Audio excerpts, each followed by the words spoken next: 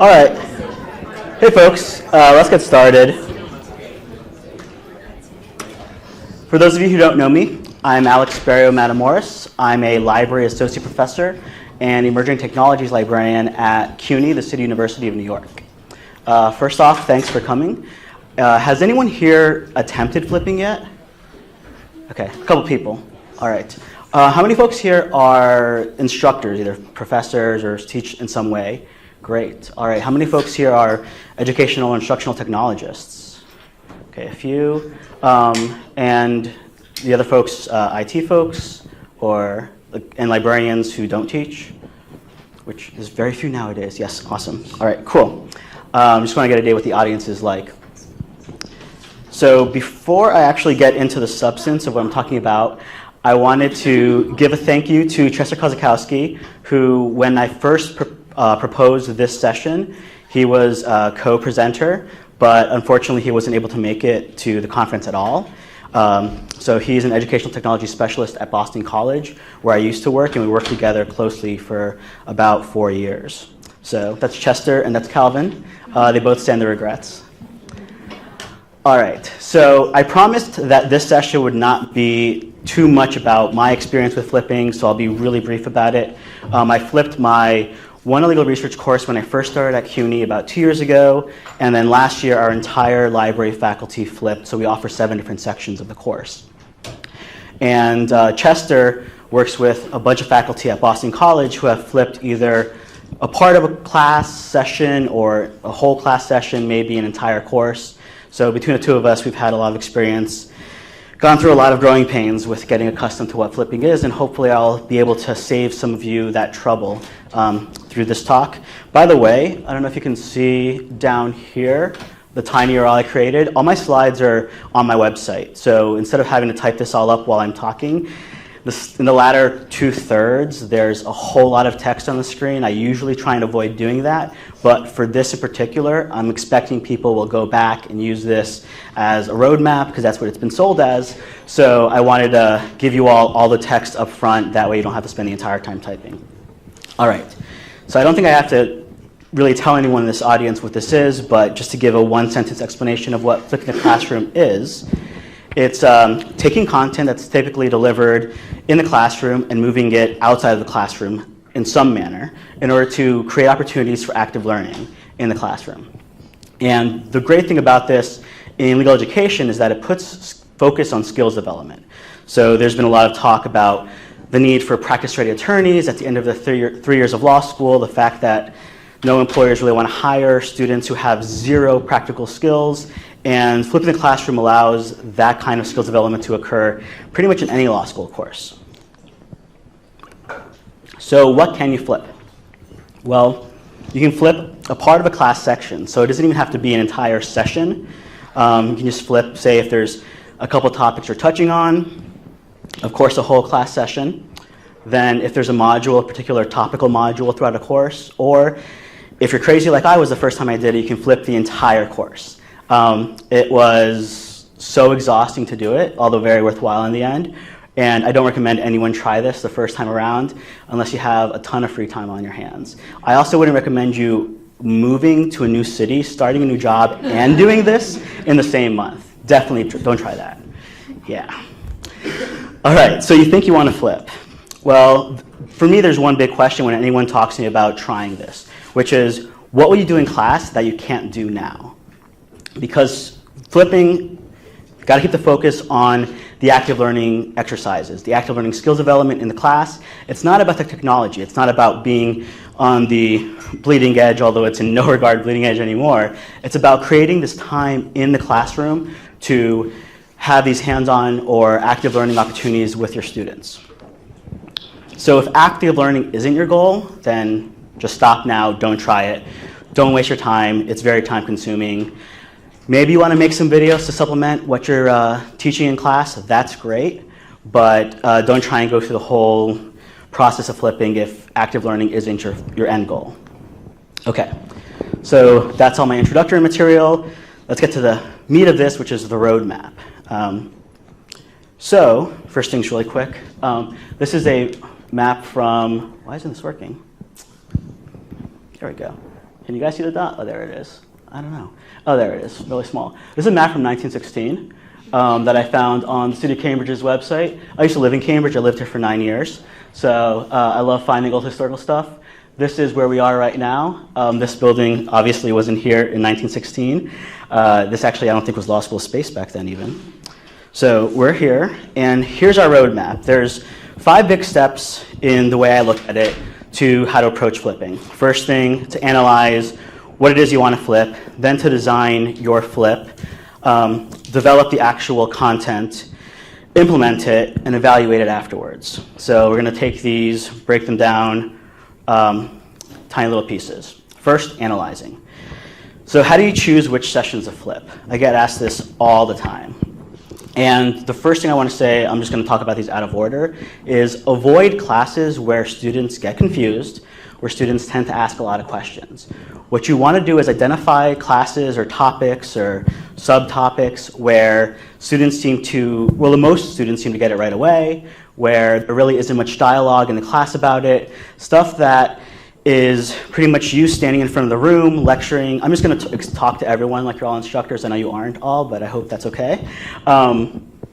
Just the stuff where you're standing in front of the room, all the students are passively listening to you lecture at them, or more likely on GChat, or on Facebook, or on Zappos.com, where I spent a lot of time in law school shopping for new boots, especially that first semester. So avoid those tough courses. Look for the ones where it's really passive in the classroom.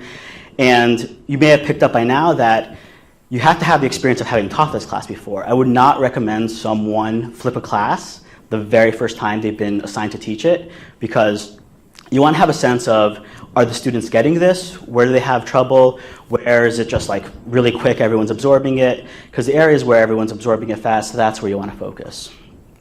All right. So defining learning goals and objectives for whatever you're flipping. I'm sure everyone in here hears a lot about goals and objectives. This, to me, is extremely important, because if you're breaking this down into what your students are going to get out of this material, you have to make sure that, say if you're making a video, which is what most people do nowadays, the video accomplishes, or at least provides information to accomplish that goal, to accomplish those objectives. So goals are broad statements about what students should be able to do once that portion is completed. So this is a goal from one segment of my legal research syllabus, and for this is in the first class actually. Students will understand the organization and operation of the United States and New York state legal systems. So really broad, understand the operation of federal and state law for New York, which is the state we're in. Very broad, not many specifics. So you get to your specifics and your objectives. The specific steps students will take to achieve that goal you've already stated. They should be measurable. They should state the degree to which the students will demonstrate that mastery.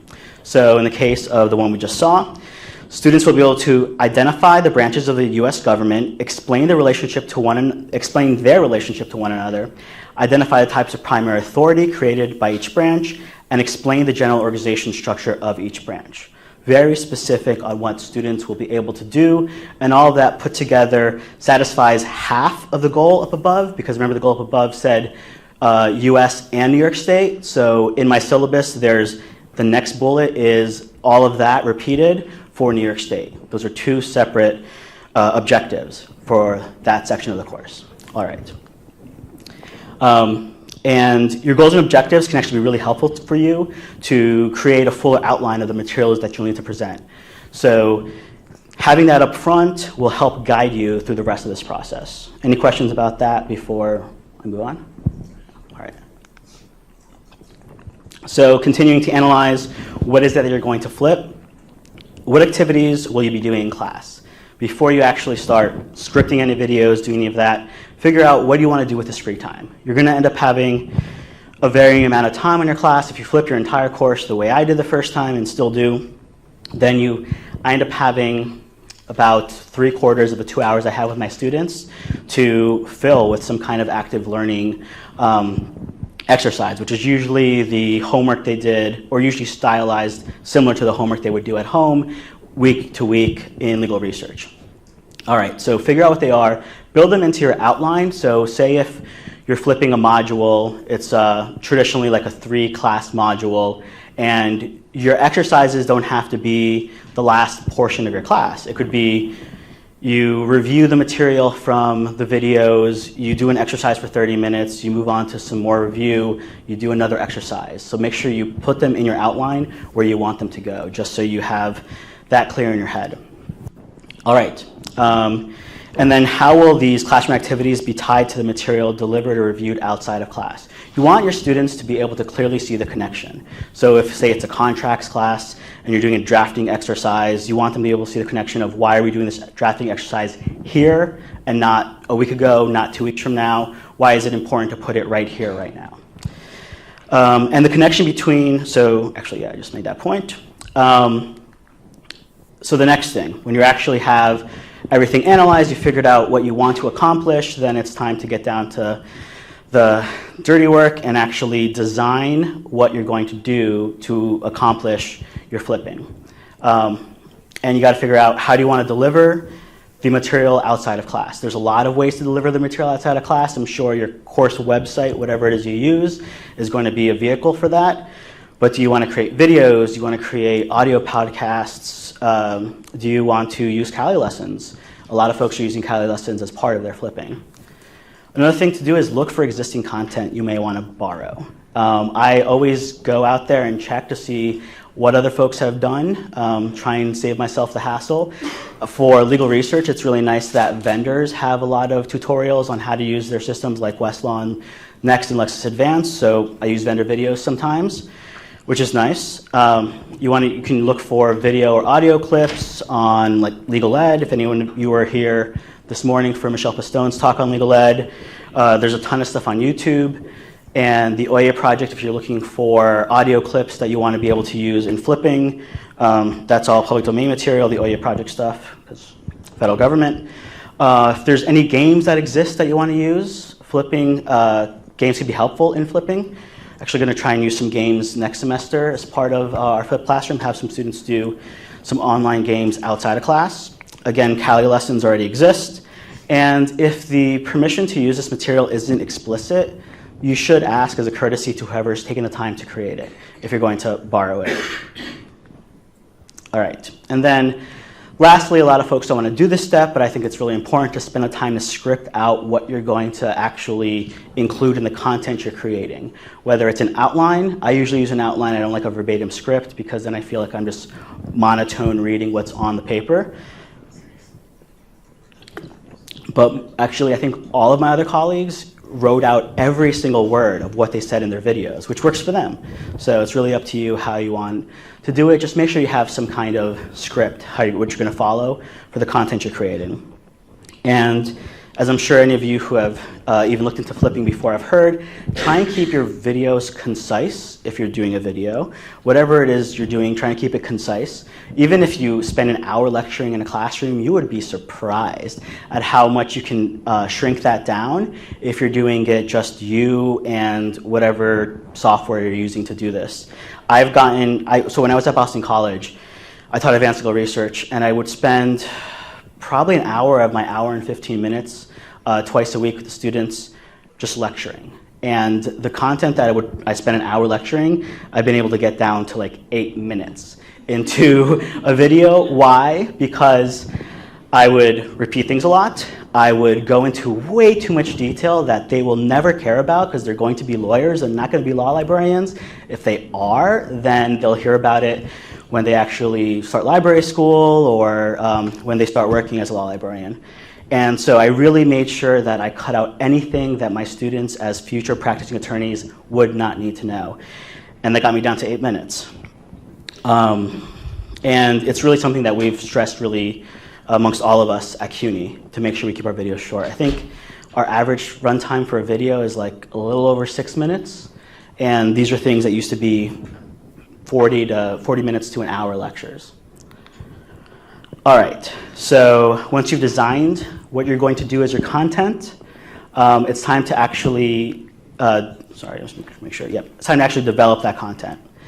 So when let's just assume you're doing a video, when you're sitting down and producing this video, I like to have some kind of outline, roadmap, something up front for students, either learning objectives or some way for them to see where this falls into the course, because they're used to coming into class, having you lecture, have the syllabus that tells you where it falls in the course, and you want to replicate that in some way. So let them know this is falling into this certain place.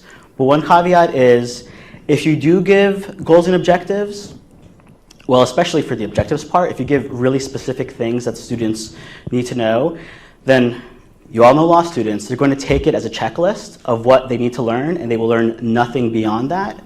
So if you're going to give them this kind of a roadmap of what's this video about, I'd suggest just give them the goal, give them the really broad overarching statement, and don't give them a checklist because that's all they're going to study for. All right, so the actual production part of this all, what tools you need to create the content. Generally, if you're making a video, you're using screencasting software. I'm about to talk about that for a bit. Then I would suggest everyone either get a desktop mic or a headset. You don't want to use whatever poor quality mic is built into your laptop or to your desktop PC. You may want to do lecture capture, either standing in front of a camera inside of a classroom, or if you have a lecture capture system built into a lecture hall, or there's actually like personal lecture capture software where you can use the camera built into your laptop or a webcam on your desktop to do it. I'm not a fan of the floating head style of flipped videos, but if that's what works for you and you don't want to go through all the trouble of creating dynamic PowerPoint presentations, then that's fine. Lecture capture is one way to go about it. So in that case, you might need a video camera, talk to your AV staff. They'll be helpful for that. And you may also want to do on-screen annotations. Has anyone here seen any Khan Academy videos? Does anyone know what I'm talking about when I say Khan Academy? Cool. So for those of you who don't, Khan Academy is a website that has a lot of instructional videos for K-12 subjects. And the videos are more or less just scrolling on the screen. So it's a pad that just use a digital marker to write on, and it's all just written up, not super neat, not flashy PowerPoints, gets a point across, the annotations, the writing is how the students learn anyway. It's just like writing on a chalkboard. All right. And then how will you make your content available? Think about that, because if you, say, want to use your school's Blackboard system, so you don't want to use Twen, you don't want to use web courses in Lexis, you want to use whatever version of Blackboard, make sure that whatever content you're creating is going to neatly integrate into that system. You don't want to create a certain video file type that doesn't work with that system, or the files are too large or something like that. So know what your limitations are in advance. Okay, screencasting software. How many of you folks have some kind of screencasting software access to it already? Nice. It seems like a lot of folks do. So there's screencasting software of all varieties, paid and free. Active Presenter is a Windows only software, ScreenFlow and QuickTime. The recording feature in QuickTime, that's Mac only. And then TechSmith, I'm sure a lot of you are familiar with TechSmith's products. They've got Jing, Snagit, and Camtasia Studio in varying degrees of complexity of their use. So Jing is free and really quick to use. Limitation of it is that your videos go on their streaming site. Snagit, lower cost than Camtasia, that's for sure, and allows you to copy but not really edit that much. And then Camtasia Studio is pretty much a full-on video editor. I really like Camtasia a lot. A lot of folks have a tough time using Camtasia, but let me tell you, when I had to teach the other 6 folks in the library faculty at CUNY on using Camtasia, probably took 90 minutes to get everyone up to speed and getting them all to use it well enough to make their own videos. So it's not that impossible to learn to use. All right. And there's actually a really long list on Wikipedia of screencasting software, so this in no regard is a complete list. And there's a tiny URL I created that you can just get to the Wikipedia screencasting software list to get a better idea of what works for your system or what's recently updated and what stuff's kind of out of date and you may not want to use. Any questions about that? All right. So things to consider with screencasting software. Who's using it and how easy is it going to be for them? Like I said, even something as complicated as Camtasia to use, in less than 2 hours, everyone on our faculty, and these are folks who are very comfortable with technology or not very comfortable with technology at all, figured out how to use it well enough to do what we needed to do. And not only just the recording part, but the editing part and then publishing it, getting the content out of the software and into a format or onto a site or someplace where you want it to go. Think about that step 2. And are there easy to follow tutorials online? So folks ask me a lot of questions about a lot of kind of software at CUNY, and I don't mean just like flipping the classroom stuff, I mean Word, PowerPoint, everything. People ask me questions about software. My first suggestion to them is Google that problem and you're going to find a YouTube video almost every time. So for those of you who don't do that, start doing that. It's really useful because people out there for whatever reason create all kinds of tutorial videos on how to use stuff. So take advantage of it, use it. It's very, very helpful. All right. Other things to consider with screencasting software again is how do you export it? How do you get the content published out to wherever it's going? Do you want it as an MP4 that could potentially be downloadable by your students? Maybe you don't want your students to be able to download a video. Maybe you want it to be streaming only. One thing I just learned last week was that Twen now, when you upload a video, it by default will have it as a streaming video, and you actually have to check a box to say you want students to be able to download it. It used to be the inverse up until they made that upgrade sometime in the past year. So that's really nice if you want to make sure that your students can't easily save your content. Some software lets you put your content straight onto YouTube. So if you have a private YouTube channel that your students can log into, you can just publish straight to YouTube, no intermediate steps, really easy to use. Camtasia has that built in. And some software makes you use their proprietary website, like I said, Jing. If you're going to put it into an easy to use streaming format, then you have to use their website. I think they let you export it as like a Shockwave flash file, SWF file, and who the heck uses those anymore? So yeah, I would suggest investing in something that will let you export as an MP4. It gives you a lot of flexibility. And then of course the cost. So some of the software is free, some of the software is, I don't know, $30, $50, some of it's several $100. Camtasia Studio for Windows is, I don't know, somewhere in the $200 to $300 range for the academic license. The Mac version's about $99 or something for the Mac version. It's not as robust as the Windows version, but we all use Macs at CUNY, and it's more than enough for what we need to do. All right, the next thing, I suggest everyone use a microphone or a headset. So got a bunch of options. Desktop mics, if you want to feel like a radio DJ. You can get a Yeti mic.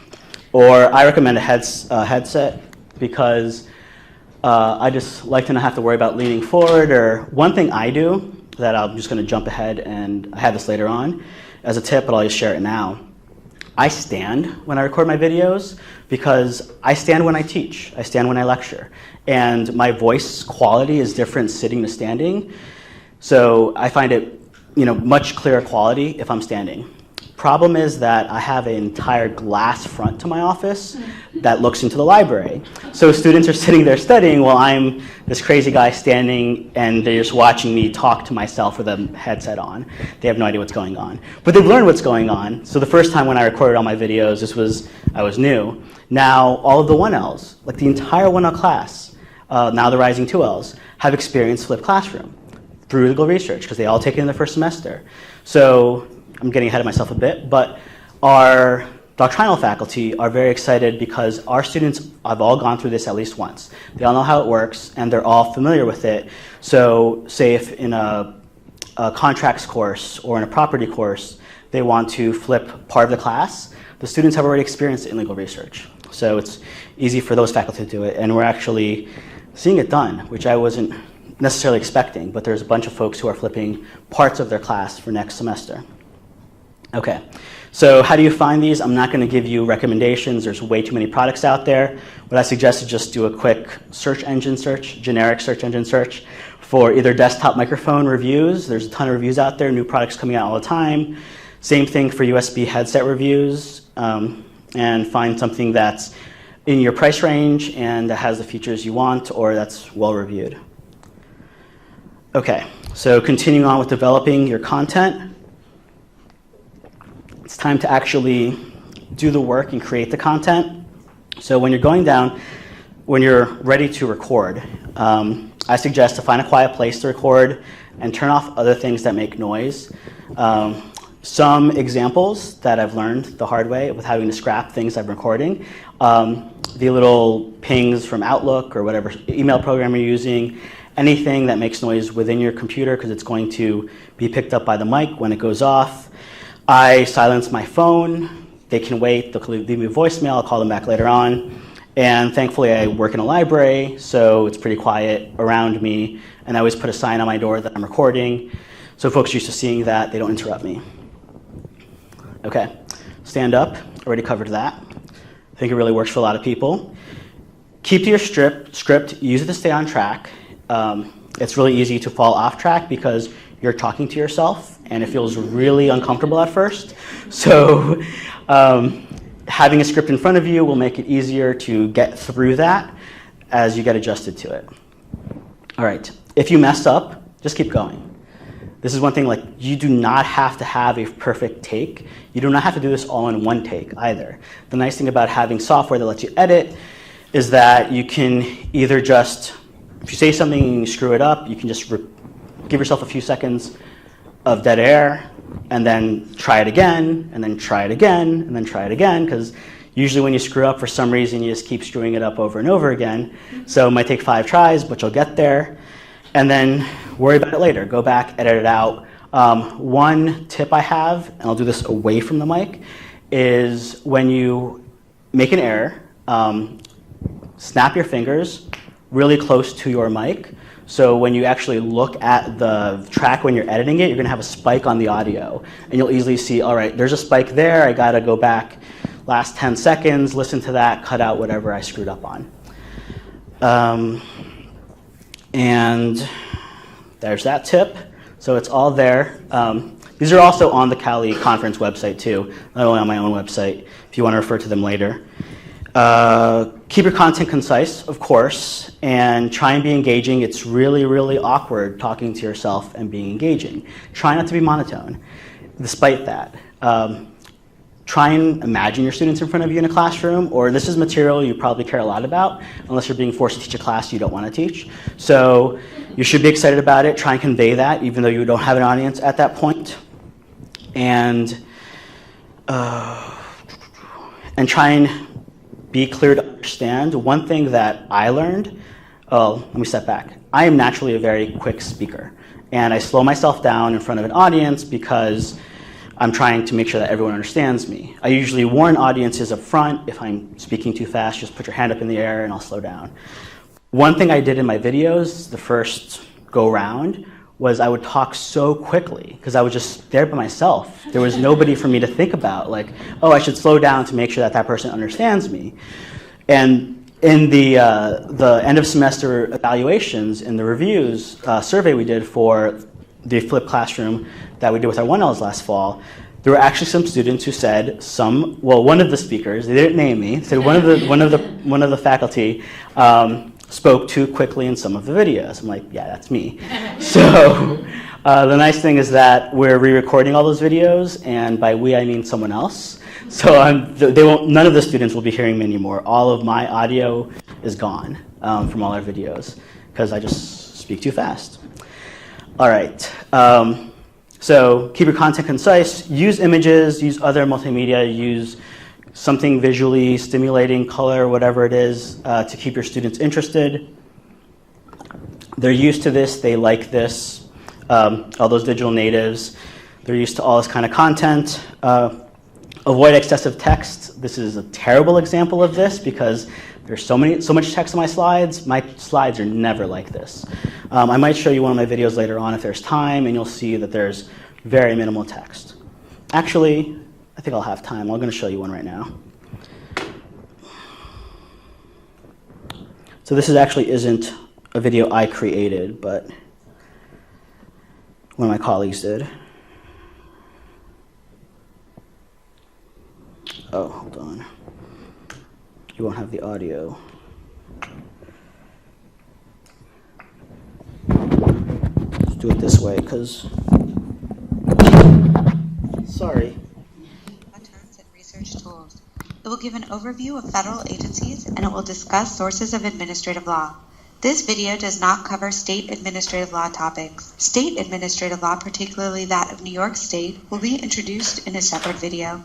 Before I get to the details of administrative law research, let's look at the research process flowchart. Administrative law research is a part of searching for primary law. Along with constitutions, statutes, and cases, regulations are primary authority. Administrative law includes the rules, regulations, orders, and decisions created by administrative agencies of government. The laws that govern agencies, like the Administrative Procedure Act and the United States Code, can also be referred to as administrative law. Agencies fall under the executive branch of government. Agencies are the organizations of government that deal with the day-to-day. So that's pretty much the way a lot of these slides are. We often try and avoid to adding any of our own text in PowerPoint. Just use whatever text is in the image itself. Yeah. I have a question. Sure. Do you ever do any of that in sort of alternate format? Say you have a student who's deaf or a student who's blind. Do you have a script, or do you do anything to give people other options of accessing your information? So we haven't had to yet, but I've had talks with the person in the Dean of Students office in charge with accommodations about us encountering that. And whenever it comes along, I'm actually interested to see how we're going to get around that. We may have to create alternative material, but we'll find some way to make sure that the student gets that content. Or it may be the same way that it's done in a live class. Like they'll hire someone to do either transcribing or do live description of what's going on. That's why it's nice to have script at the beginning. You can use the script. True. Yeah, that's true. Yeah, we have all our scripts. And that's another thing, like I said, that they're re-recording the audio for all of my videos. I already have my scripts. So the person is just following my script. And we're not re-recording the video. We're just doing the audio and putting it in. And I have to lengthen some scenes because I talk really fast. So this person is talking much more slowly than I am. So it's got to run for a longer period of time. But Camtasia lets you do that, not too difficultly. All right. So there's an example. Okay, editing. Biggest thing to remember when you get down to editing is the perfect is the enemy of the good. You do not have to have perfect videos. You're going to want to have perfect videos. It's what folks are used to doing. But how often are your lectures delivered live in class perfect? Like how often do you not stumble on a word or anything like that? Answer is never. So don't expect that you need to be perfect. Students are used to viewing imperfect videos online all the time. So why would they expect that your videos would be perfect? And don't drive yourself crazy, even with like little things like mouth noises, like little clicking sounds or whatever else. Those will drive you crazy because it's yourself and you're hearing them because you're editing it. Your students will not notice. Just trust me, they won't. Because how often do you notice that on some random YouTube video you're watching? Like never. Okay. And then the next step in developing your content is to actually get it out of the software, export it, publish it, distribute it.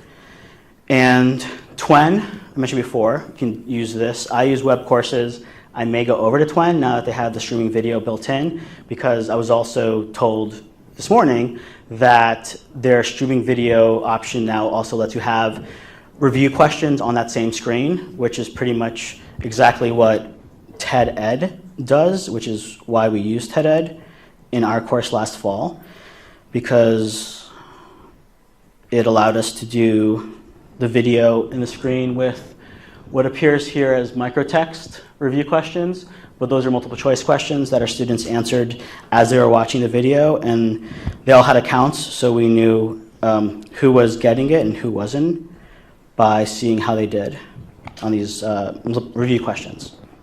And I would review them before class every time to see, are the students getting it in general? What do I need to recap at the beginning?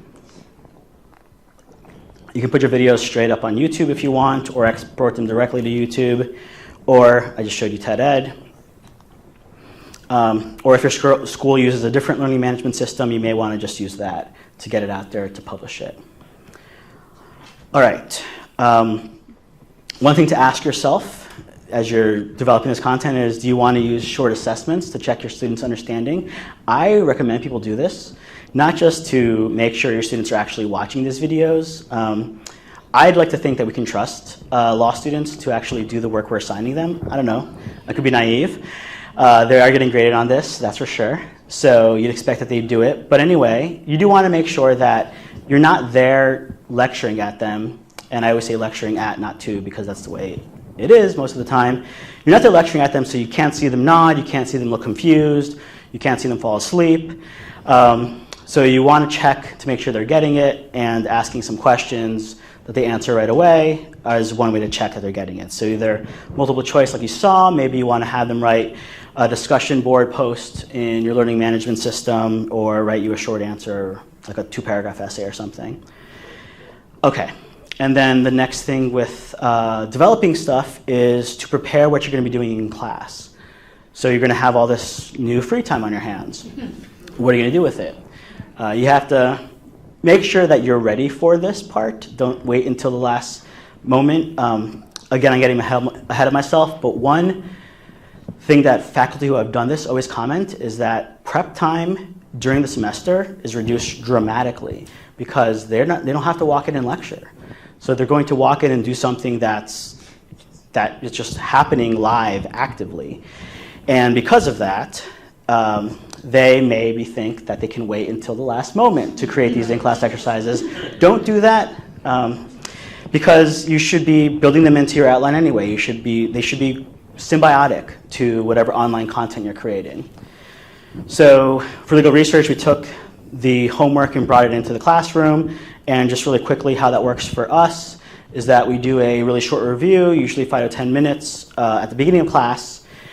And it used to be a mini lecture. I'm going to eliminate the mini lecture because this was hilarious. On one of my student evaluations, the student wrote that I lecture too much in class. And it's like, I talk for maybe 5 minutes a class, if that. I mean, like all the lecture you're getting online. But anyway, apparently that's too much. So now my new approach is going to be, I'm going to start with the review questions, and I'm going to let them bring up points as we go question by question through review. And only lecture if I have to, like have slides ready, but not lecture unless I'm asked to clarify something. Or you can use the time for a simulation. You have a room full of students, they can work together, either collaborate on something or do a role play, do a group project. If you're in a writing course, do some peer editing. All of that can be done while you're in the classroom. Really just be creative. It's great to have this time to work with your students. It's great to be able to get this face time with your students too. I walk around the room nonstop for that last like 90 minutes of class. And I've gotten to know my students so well in the last 2 years compared to the previous 2 years I was teaching, because I'm just, they call out for me across the room, they'll tug on my sleeve as I'm walking past. They come to office hours all the time. Someone commented last December, as they were finishing their take-home final, there was pretty much a revolving door of students in my office for about a week, because my students were so used to coming and talking to me that any question they had, they just came and saw me. This never happened to me before, where students would just be so comfortable with me that as they were working through their final, they wouldn't hesitate to come and talk to me. And folks noticed that. So it was great. But really, be creative in filling that time. Remember that employers are looking for students to be prepared to practice when they graduate. And so try and help and prepare them through this active learning in class time. All right. As you're creating your in-class activities, remember about those goals and objectives. If the activity that you're designing does not satisfy one of the objectives and therefore doesn't satisfy the goal, then you're doing it wrong. And I hate to put it that way, but the entire point is to satisfy an objective. So make sure you're always satisfying objectives. And we actually, in rewriting we scrapped all our old homework assignments and wrote all new ones, because we were going to be there with them so we could do a lot more with those exercises. And every single question on the exercise was checked by someone who didn't create it to make sure that it was satisfying one of the objectives for that class. So we are very serious about making sure that everything we're having our students do satisfies an objective. From experience, these exercises, this active learning time, often takes longer than you expect, so give yourself a little wiggle room. You don't want to feel rushed. You don't want your students to see you seem rushed, so always build in a few extra minutes. When you're creating in-class learning activities, keep in mind that students don't all learn the same way. So I actually just finished up a paper that I'm next week going to start shopping around the journals to see if anyone wants to actually publish it on flipping the classroom and the advantages of using it in legal skills courses as you're appealing to different learning styles for students, especially adult learners. So keep that in mind. Don't do the same kind of exercise every time if you can help it. Try and do some exercises that are group focused, try and do some that are individual, try and do some that are written, others that are speaking, whatever. Try and vary it up so that you're approaching the ways that different students learn and stimulating them in class based on the way they learn. Move around the room, don't just stand at the front. The very first class that I flipped, I stood at the front and waited for students to call for me. It rarely happened. So the next week I started just walking, just doing a circle around the room, and that changed everything. They would then call out for me. They would then, like I said, tug on my sleeve, whatever. So it's really just keep moving. I wear a Fitbit on my wrist, and the number of steps I clock in 90 minutes is incredible. So yeah, keep moving. And yeah, vary up the type of activities, so already hit that. All right, implementing. Now have all this new content. You're now ready to go live. So test out your content. If it's online, make sure it works. Ask somebody else to do it if you want. Work through all the assessments with the questions you have online. Make sure that they're clear to a colleague who understands the material. Have that person look over the in-class exercises or the in-class activities to make sure that they make sense. Even try them out if you want. We give our A's our exercises to work through. I feel really bad for them because they're doing homework over the summer, but yeah, that's what you got to do. And in your implementation, for all steps of the implementation, provide clear instructions to students. So with logging onto a system, if it's a different system from your learning management system, give them some kind of clear guidance on how to log in, how to use it, what you expect of them. Do you want them to use their school email address, their personal email address? Do you want their full name? Do you want their student ID number, whatever, when they create their accounts?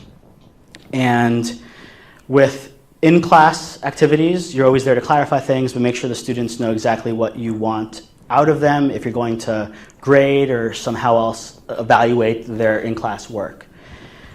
Next thing is a big thing. Things will go wrong. Things will definitely go wrong. And that's okay. It won't be the end of the world.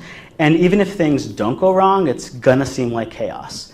So there are students chatting. I mean, you want this, right? You want students to talk to each other. You want students to be actively involved. And because of that, if someone were to walk by my classroom the first time I did it, just like tons of noise because the students were chatting with each other and working on these exercises together, which was great, but it seemed like I had lost control of my classroom. And no, I'd done exactly what I wanted. No worries. High score. All right. All right. And if this were, wow, it just not stop, huh? Just press the power button and just power it off. Hold it down. Yes. All right, there we go. Nice. No worries. That was fun. Give me a chance to get another sip of water in. All right. So yeah, things are going to go wrong. Classroom might seem like chaos. It's fine. Students will forgive it. Students don't mind, especially if doing this helps them learn better, helps them more easily understand the material, or just helps them stay interested in the material. They're not going to care if, you know, it happened to me. TED Ed crashed like the night before one of my classes, and of course everyone waited till the night before to watch the videos, so they couldn't. And I just winged it and made it work. I ended up having a lecture, which was not fun. I actually really enjoy lecturing. I really enjoy talking in front of crowds. I don't know if you've noticed this, but and I kind of miss it that I can't do it, you know, every week for a semester anymore. Okay, so yeah, students will be forgiving, and the last step in the roadmap is evaluating. So here's my suggestion: you can just take it or leave it. Take the time before the implement phase, so before you actually go live, to reflect on the previous phases. Analyze, design, develop. How'd those go? What was easy, what was not? What have you learned from them? What will make it easier next time around? After the first week or the first class or whatever, after going live, how'd that first go-round go? Were you okay with the fact that the room seemed like chaos? Were you not okay with that? Do you want to have students do more individual assignments because you want it to seem more controlled? What works best for you? What did this chaos distract a lot of your students? It may have, but odds are that instead they were really engaged, and that's why there was chaos. If you flip multiple parts of your course, then wait till the last time you flip. So if you flip the entire course, wait till the end. If you flip, you know, classes 2, 4, and 7, wait till after class 7 to reflect on how the entire experience went. And then I think it's helpful to survey students at the end of the semester, especially the first time you're doing this, to get their impressions on it. And you may be surprised that they actually really liked it. And it's much more interesting way for them to learn than the Socratic method, or even worse, a non-Socratic lecture course, which is what a lot of law professors call Socratic but isn't. So yeah, wait till the end and get your students' feedback, and hopefully you'll be pleased with what you hear from students. Okay. So now for the non-faculty, and actually the faculty will be interested in hearing this anyway, or the instructors will be, but some things to point out if you want to convince someone else to flip, or you're trying to. Big points to hit, and I know I don't have much time left, so I'm not going to read everything to you here. You can just find this on my website. Again, URL's right there, the tiny URL to get you there. If not, go to the entry for this session on the Cali conference site, and you'll see there's a PDF of all these slides there. But these are the big points. They're no longer teaching to the middle. So by flipping their classroom, instructors are able to teach to all different students' abilities, all different students' learning styles. There's video, audio, text, there's activities in class. There's group work, individual work, way to appeal to how everyone learns. Active learning has a lot of benefits. I actually will hit those later on. One great thing that I really like to see is that I was able to put my students in control of they're learning this portion of the class, they're learning the lecture portion of the class, because a lot of my students told me they would rewatch these videos. One of my students told me that she looked forward to watching my videos every Sunday night because I taught on Monday mornings. I was like, really? You look forward to this? I wouldn't if I were in your shoes, but great, thanks. So they're able to, and pretty much all our students rewatch these videos, the first half of the semester's videos, before the midterm. So we give a multiple choice midterm, it's like an hour midterm, and we could just see by the number of view counts, and we have like logs for every student. They all rewatch the videos because they wanted to do well in their midterm. And they can watch them over again, they can pause if they get confused, they can rewind, they can't stop you in class and ask you to repeat everything, that would have you reteach a class. But they can rewind your video as much as they want. And then I'll give you some positive student and faculty responses. So differentiated instruction, I already mentioned that a bit. If you want, you can read my paper in a few months and you can learn a lot more about differentiated instruction. Active learning, your classroom time becomes student-centered, which is really nice. Students are more involved, engaged, and motivated. Definitely saw this. Your focus is on skills development for the legal skills courses, and if not, it's on adding some new skills stuff for doctrinal courses. You're there for your students right there when they need you. It's no longer midnight and they're sending you an email saying, hey, I don't get this, and you're not able to get back to them until the morning. You're there right when they need you. I already talked about this, so I'm going to skip through that. Feel free to look at those later on. Different learning styles. Please take a look at those later on. Student responses to flipping.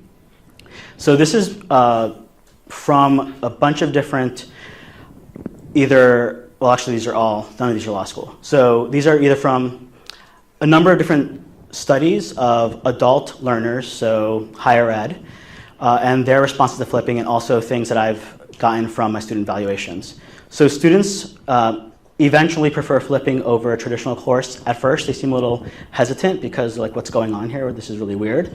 But by the end, they like it because they've learned more and it's, they've formed better study habits because they have these videos to review versus just reading through a casebook or whatnot. They have access to the professor, and they really like that you're there for however many minutes, for me 90 minutes, to talk to them. And they can ask me questions and I can help them understand more clearly. They like to work in groups. It's much better than just sitting there and listening. And they also get to know their classmates better. And again, watching videos multiple times. One thing is that a lot of students comment that it does take up a lot of time outside of class, though. And then I'll let you folks read these while I answer some questions. How's that? Yeah? What do you do when you have like snow days or disasters or religious holidays, Yeah. something like that? Or hurricane hitting New York City, yeah. My first semester teaching. Well, in that case, what did we do? We did a makeup class the following week, but our students had already, in the case of my class, because I teach on Mondays, my students had already watched the videos and had the online stuff completed, and then we just made up the time later on. But this does lend itself to providing all the content online and just using it as a replacement for a class. If you have enough classroom minutes for your course, you may not even need to make up that class if something were to happen like a snow day or a hurricane hitting New York City. Yeah. Do you see yourselves taking this out of the classroom totally into a totally online experience at all? The ABA wouldn't like that yet, but if the AA does like that eventually, then it's something that we would, the exercise portion we really don't want to take out of the classroom, but if there's a way to build, say, like the Q&A or review stuff out of the classroom and really have our time with students be a full tutorial, full hands-on, full workshop setup, that would be really nice. As long as the ABA is okay with that. I think I'd be okay with that. Yeah. Other questions? Yeah.